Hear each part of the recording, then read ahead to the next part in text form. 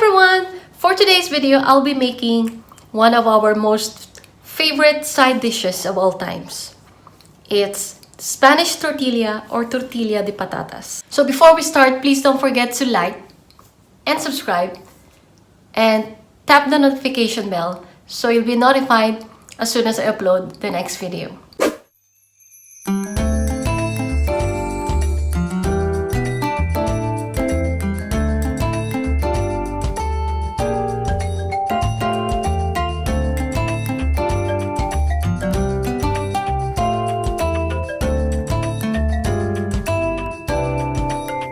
Let's begin slicing the onion.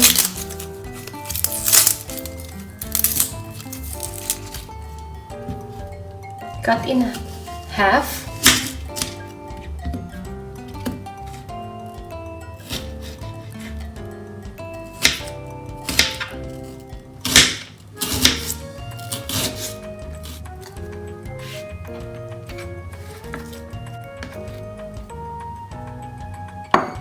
So let's peel the potatoes.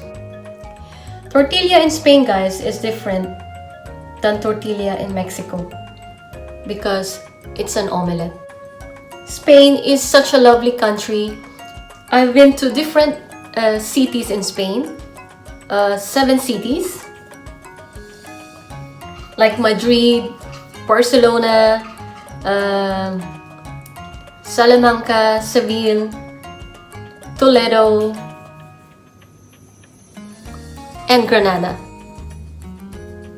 But my two favorites are Barcelona and Seville. So now we're done peeling the potatoes. You can wash it. That's the time you wash it, and then now we can slice the potatoes. Cut it, slice it lengthwise, like this, and then another one.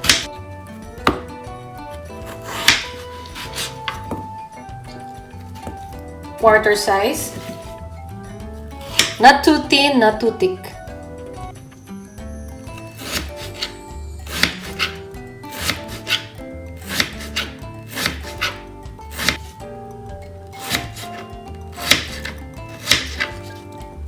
Barcelona is the busiest city because it's the center of the tourism.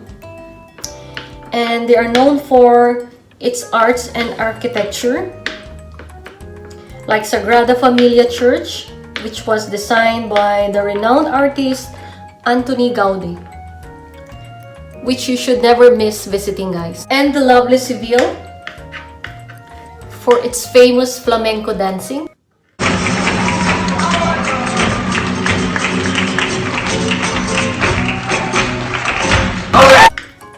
If you're a fan of Game of Thrones, one of the episodes were once featured in Spain, in Seville, in Alcazar Castle. That's the one.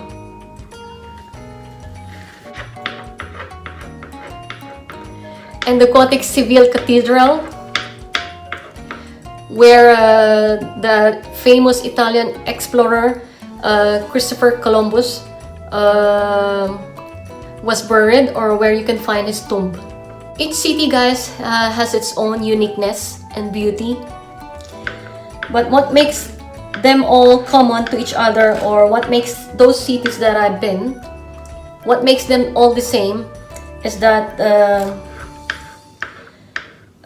vegetables are often absent to many meals in Spain. Spain main dishes are mostly protein, such as tapas, steak, fish, meaty stew, which normally accompanied with potatoes. And I have a funny story about that. I remember in my tour,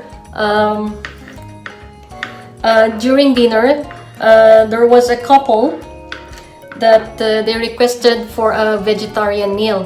Thankfully, I requested for non-veg, and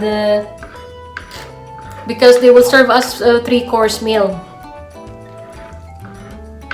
So those couples, they requested for vegetarian meal, and guess what, guys? they were all potatoes and they were just cooked in different ways. And one of them, tortilla de patatas. Even in my meals, just imagine guys, my tour in Spain, it was 20 days. Most of the times, it was accompanied with Spanish tortilla. So I said when I come home, definitely I will start making Spanish tortilla. So since then, I fell in love. That's the story why I fell in love with Spanish tortilla. And I can really understand why it's one of the staple Spanish cuisines because of its versatility. So tortilla de patatas, guys, has been considered as their national dish more than the paella. Oh, the paella. Ooh, yummy.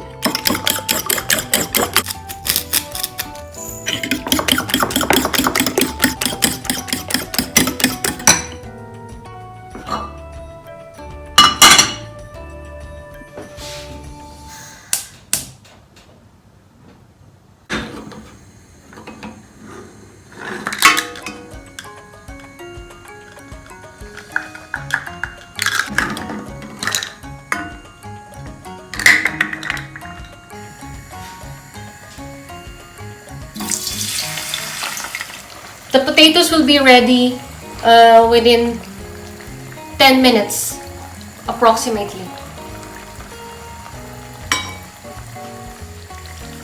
After adding the potatoes, we can add now the onions.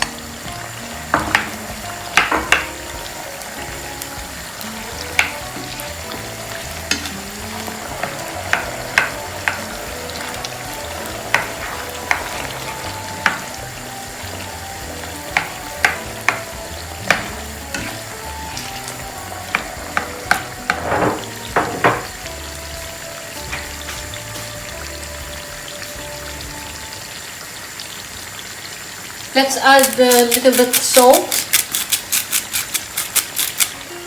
Not too much because we already have salt in our egg.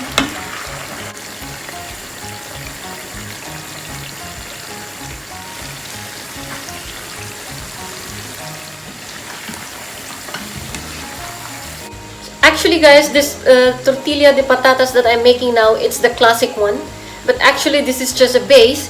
You can be playful. You can put other ingredients that you like ham, bell peppers. But most of the time, I'm adding black pepper and also green onions. Because green onions, it's best with omelette. I think this is almost done.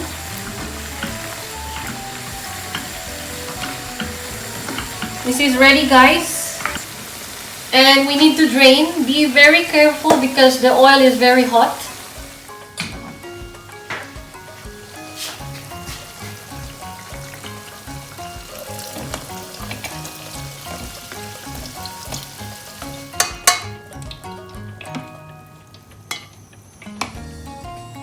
This needs to cool down for a couple of minutes before we will mix this with the beaten eggs.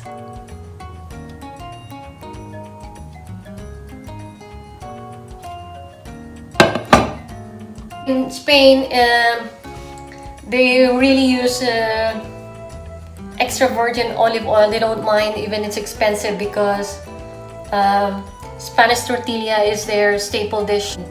Believe me, but they reuse the oil. They save it and then reuse it.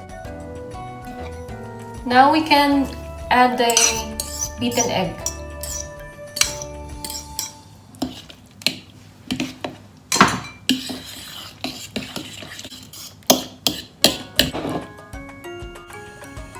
In the same pan, in a medium heat, we'll add around 2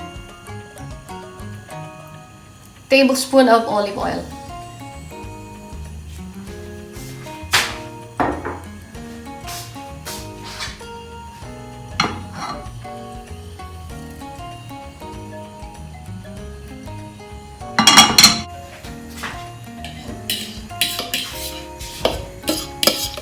Make sure you use a small pan, otherwise you will not get the round form of the tortilla.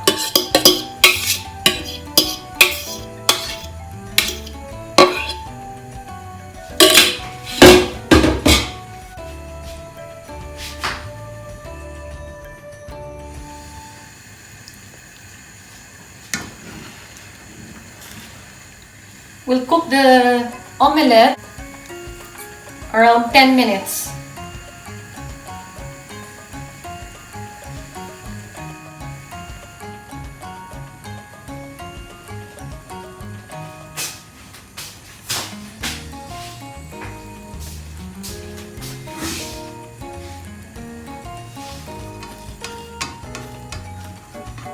It's ready to flip. Put the plate and slowly, yeah.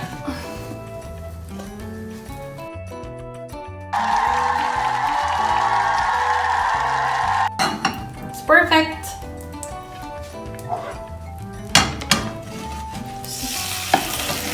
We'll also cook the other side.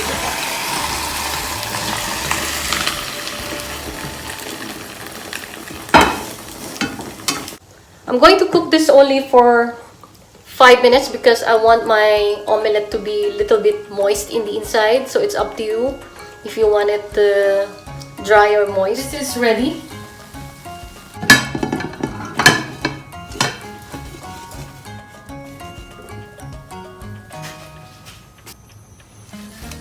Mmm, yummy!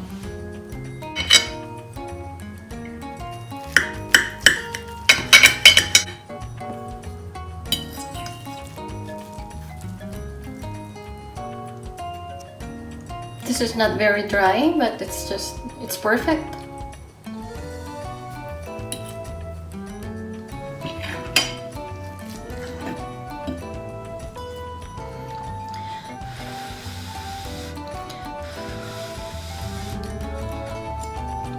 Mmm!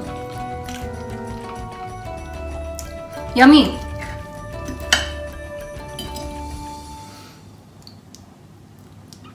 I'll see you in the next one.